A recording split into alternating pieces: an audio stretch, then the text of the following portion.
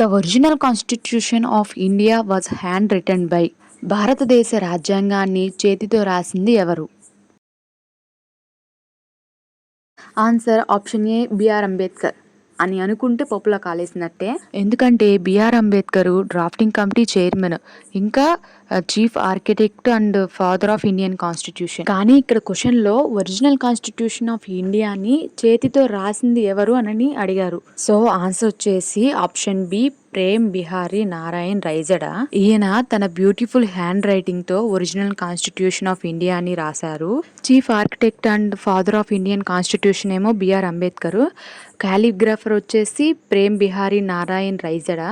Artist అంటే original document యొక్క decorators Nandalal Bose, ఇంకొకరు ఉన్నారు, అతను ఎవరో మీకు తెలిస్తే కామెంట్ చేయండి. అసెంబ్లీ చైర్మన్ వచ్చేసి రాజేంద్ర ప్రసాద్. సో ఈ క్వశ్చన్ కి ఆన్సర్ వచ్చేసి ఆప్షన్ బి ప్రేమ్ బిహారీ నారాయణ్ రైజడా.